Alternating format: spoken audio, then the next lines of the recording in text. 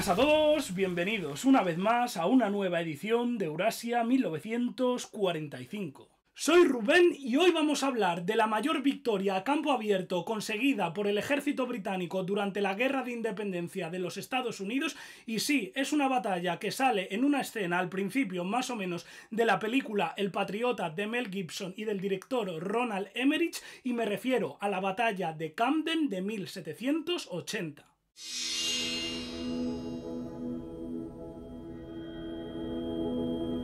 La Guerra de Independencia de los Estados Unidos había comenzado en 1775 por todo el territorio de las 13 colonias, aunque la mayor parte de las grandes operaciones siempre habían tenido lugar en la zona norte del continente, así como las posesiones de ultramar del Imperio Británico tras la entrada en la contienda de Francia y España junto al bando de los independentistas. Aunque en el sur también se habían dado campañas, algunas de importancia, como por ejemplo la de Sabanag entre los años 1778 y 1779, sería a partir de 1780 cuando este escenario adquirió una gran relevancia. Atentos. A principios de 1780, el Imperio Británico abrió un frente sur en las 13 colonias, desembarcando a un ejército al mando del general Sir Henry Clinton en Carolina del Sur, donde sitió y rindió Charleston, apresando a 5.000 soldados estadounidenses, la mayor captura de enemigos lograda en toda la guerra. Como a partir del verano los ingleses avanzaron hacia el interior y empujaron a las fuerzas norteamericanas del Ejército del Sur,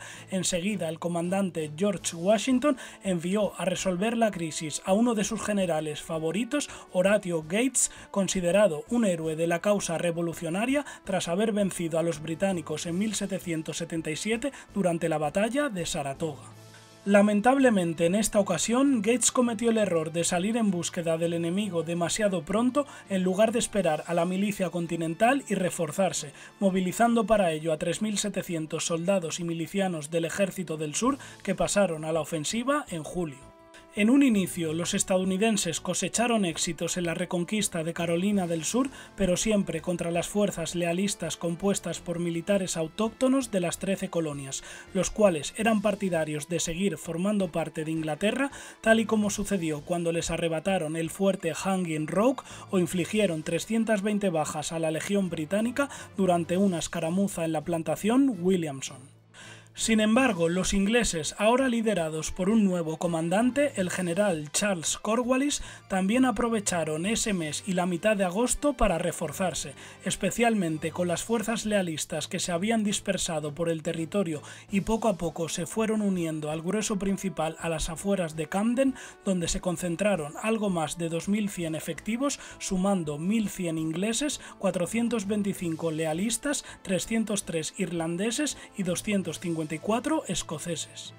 El general Horatio Gates, pensando que ante Camden tenía a un enemigo mucho menor en número, movió al Ejército del Sur hacia la ciudad al anochecer del 15 de agosto, sin saber que también el ejército de Cornwallis se desplazaba directo hacia él. Aproximadamente a unos 20 kilómetros de Camden, estadounidenses y británicos chocarían de forma fortuita. Veamos a continuación cómo se desarrollaron los prolegómenos de esta batalla. En la madrugada del 16 de agosto de 1780, el Ejército del Sur y el Ejército de Cornwallis avanzaron el uno contra el otro, estando a la cabeza del primero la milicia continental y a la cabeza del segundo la Legión Británica. En torno a las 2:30 de la noche, ambos bandos se avistaron y mantuvieron una escaramuza entre los árboles hasta que los estadounidenses, temiéndose una trampa de sus oponentes, optaron por retroceder una milla y posicionarse a la mañana siguiente, ya con el sol sobre sus cabezas, sobre un campo llano rodeado a cada lado por dos arroyos pantanosos en donde se acabaría librando la batalla de Camden. El despliegue del Ejército del Sur se efectuó en la izquierda con la Segunda Brigada de Maryland y el Regimiento Delaware, en el centro con las milicias de Carolina del Norte y Virginia, y en la derecha con la Legión de Dragones Armand, bautizada así en honor a su coronel francés Charles Armand. Como apoyo artillero, además contaban con 8 cañones y en reserva con la Primera Brigada de Maryland. Respecto al ejército británico de Cornwallis, que había salido en persecución de los continentales la noche anterior, a la izquierda situó a la brigada del coronel James Webster con el 4º Regimiento de Infantería Ligera y los 23 y 33 regimientos de marcha, mientras que a su derecha a la brigada lealista de Lord Francis Rawdon, que incluía a la Legión Irlandesa, la Legión Británica y el Regimiento Lealista de Carolina del Norte. La artillería disponible era de 7 cañones, sin obviar con que en reserva permaneció el 71 Regimiento Escocés, un batallón lealista de Carolina del Norte y la caballería de la Legión de Tarleton, cuyo nombre hacía referencia a su comandante, Banastre Tarleton. Ahora que hemos visto los momentos previos al choque decisivo, pasemos a analizar la batalla de Camden. A primera hora de la mañana del 16 de agosto de 1780, el ejército de Cornwallis avanzó en columna y a ritmo de tambor sobre la hierba alta, mientras una batería de cañones continentales al mando del capitán Anthony Singleton abría fuego y ocasionaba numerosas bajas a las fuerzas inglesas del 33 Regimiento de marcha.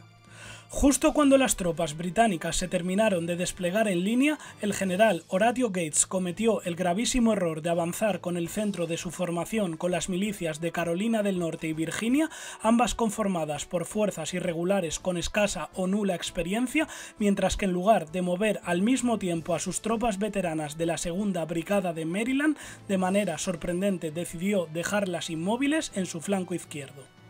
Como cabía esperar, las milicias apenas hicieron nada a los británicos, quienes viendo el error de Gates avanzaron con toda la línea contra el centro. Así fue como bastaron unas cuantas descargas de los casacas rojas para acabar con decenas de continentales y hacer entrar a los milicianos en pánico, los cuales arrastraron en su desbandada a la mitad del ejército. Con el centro y la derecha superados por la brigada de Webster, tan solo la segunda brigada de Maryland y el regimiento Delaware resistieron en la izquierda a las fuerzas lealistas que les empujaban e incluso efectuaron un contraataque a la bayoneta que rechazó a la brigada lealista de Lord Rawdon, aunque durante el asalto perdió la vida el oficial francés que comandaba a los estadounidenses, el general Johan de Kalb. A raíz de este contratiempo, la brigada de Webster trató de envolver a los continentales por su flanco, pero entonces acudió la reserva constituida por la primera brigada de Maryland, que frenó en seco a los ingleses y les impidió unirse a los lealistas. No obstante, con esta última maniobra, el ejército del sur abrió un peligroso hueco en medio de su dispositivo, el cual fue aprovechado por la caballería de la Legión de Tarleton, cuyos dragones cargaron sable en mano y se colaron por la brecha, desorganizando la retaguardia enemiga, mientras los jinetes disparaban contra los rezagados y les sableaban. La arremetida de la caballería inglesa precipitó la derrota del ejército del sur, el cual, pese al desastre sufrido, logró mantener cierta cohesión y retirarse en orden hacia el norte, dejando el campo de batalla en manos del ejército británico. Al terminar la batalla de Camden, el ejército del sur sufrió un desastre monumental, pues quedó reducido a la mitad de su plantilla original, con un total de 1.900 bajas, entre 250 muertos, 600 heridos y 1.000 prisioneros, además de caer en manos inglesas un total de 8 cañones y 200 carretas de suministros. El ejército británico, por su parte, tan solo sufrió 324 bajas, entre 79 muertos y 245 heridos. La principal consecuencia de la derrota en la batalla de Camden fue que el ejército británico pasó a la contraofensiva conquistando gran parte de Carolina del Sur e incluso penetrando en Carolina del Norte. El revés, que por supuesto le costó el puesto a Horatio Gates, propició que la contienda se alargara en el frente sur hasta el año 1782, a veces peleando los continentales en forma de guerra de guerrillas contra los ocupantes, aunque al final eso no evitó que Gran Bretaña perdiese el conflicto cuando el vencedor de Camden, Lord Cornwallis, fue derrotado y capturado por el general George Washington en la batalla de Yorktown. Y antes de acabar, me gustaría recomendaros un libro de la editorial HRM que se titula Join or Die,